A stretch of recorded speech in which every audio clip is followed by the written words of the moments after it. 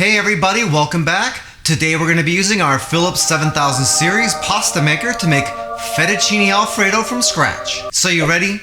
Let's get into this. For this recipe we're going to need heavy cream, grated Parmesan cheese, a little bit of butter, minced garlic, a little bit of salt and pepper, and to make the pasta we need all-purpose flour and a little bit of water. If you'd like to make this recipe, all the ingredients and measurements are down in the description of the video, along with the calorie count, the protein, the carbs, and the fat.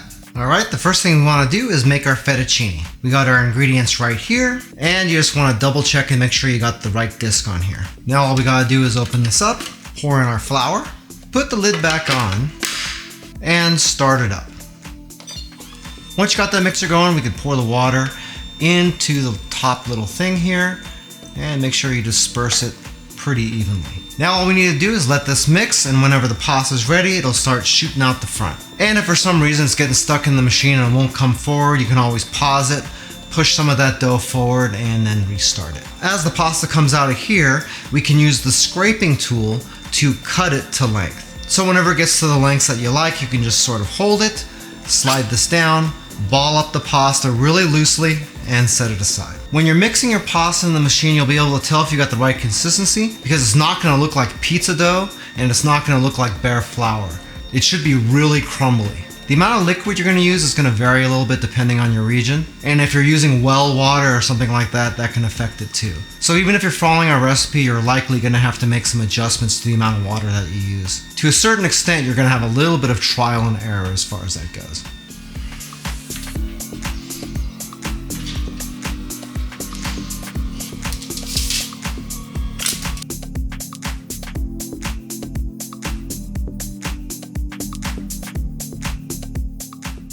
By the way, if this is your first time here and you want to learn some cool new recipes, get some great cooking tips and tricks and all sorts of other kitchen related things, then start now by subscribing to the channel and clicking the notification bell so you never miss a thing.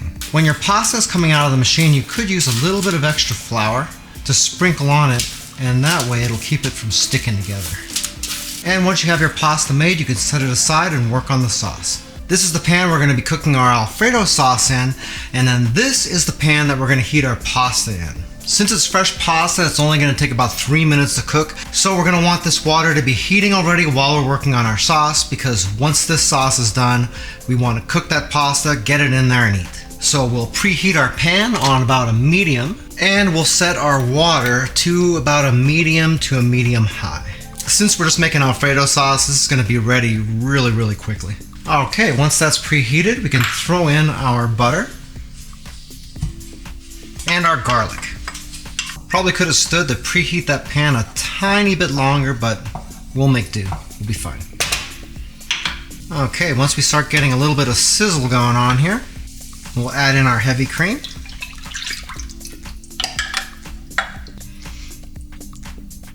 And we'll give that just a minute to heat up. I did include salt in the recipe, but we also got a bunch of Parmesan cheese. What I'd recommend doing is putting the cheese in first, and then once you mix this in really well, taste the sauce and see how you like the flavor. Parmesan cheese is a little bit on the salty side, so you may not need this. Better to check it first and then add it if you need it. Once your cream is heated up, you can add in all this Parmesan cheese and make sure you stir that in really well. We don't want it to be lumpy. We want to get this nice and smooth. Once you add the cheese in, you don't want this bubbling too much, so you want to reduce the heat down to a medium low or low. If it starts bubbling up too much, you can always pick the pan up and stir, and that'll keep the temperature down lower for you. Okay, now we can do that taste test we were talking about.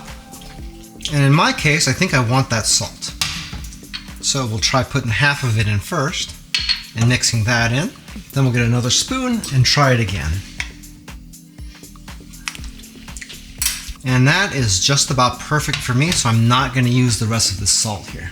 Now we still have pepper that we're going to put in here, but we're going to do that right at the last minute, because if I mix it in here now and stir it in, chances are it's going to turn this sauce a little bit more on the gray side, and we don't want that. We're going to put the pasta in first, and then we're going to toss this in at the same time.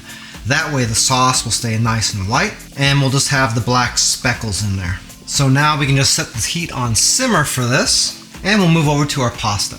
You can see my water is not quite ready yet, so I'm going to crank the heat up a tiny bit more. Remember, we are using fresh pasta here, so that's going to be cooked within 3 minutes or so. It's not like cooking with dry pasta. Remember, you want to serve it al dente. You don't want to cook it all the way through.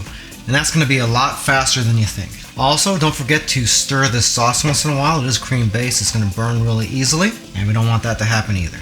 In fact, if you're more comfortable, you can turn the heat completely off on this now because it's not going to cool down too quick. Now that we got a rolling boil here, we can throw in our fettuccine pasta. Be sure to use some tongs and get that separated right away because we don't want your pasta sticking to itself.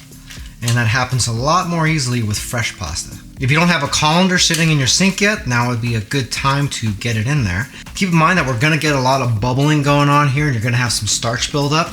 If you're not paying attention, that's gonna bubble over the top of your pot and that's really gonna suck, so don't let that happen. If it starts bubbling up like this, you can either drop the heat down a little bit, which I'm gonna do right now, or keep in mind that you can always push your pot off the heat, and you can see how quick that made those bubbles go away. Also, it helps to use a pot that's bigger than you need it to be. That way you can put a lot of water in there, and that also limits the ability of that to stick. Check your pasta periodically to see how it's coming. Looks like I'm about maybe 30 or 40 seconds away from being perfect here. So you can see that bubbling up. Watch how quick that goes away. See? No problem. Anyway, I think this pasta's ready. I'm gonna check it one more time really quickly. Yeah, that's done. So you're gonna turn off the heat and strain your pasta. And don't touch your arm with the pot like I just did. Make sure you shake out the excess water. Put that pasta into our Alfredo sauce. And we're gonna mix this up really good. Okay, once you got that mixed in, we're gonna throw in our pepper. Toss that in really good.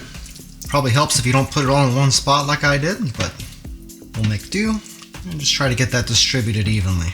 Once you do that, we'll be ready to plate. If you'd like to learn some more about Joe's Phenomenal, you can either watch a couple more videos or you can check us out online at joesphenomenal.com. Fettucine Alfredo is a pretty high calorie dish, but man is it good. And when you couple that with fresh made pasta, you really can't go wrong. If you'd like a little bit more information about the Philips 7000 series pasta maker that we used in this video, we do have an Amazon affiliate link to it down in the description of the video. If you buy anything with those links, we do make a small commission, but it doesn't change the price that you pay, 1 cent. If you like this video, then you might like this playlist right here where we've put all the videos that we've done featuring the Philips pasta maker. You just might find something in there that you really want to make. Well, that's it for now. I hope to see you back again here really soon, and until that time, I'm Joe, and I hope you have a phenomenal day. Take it easy.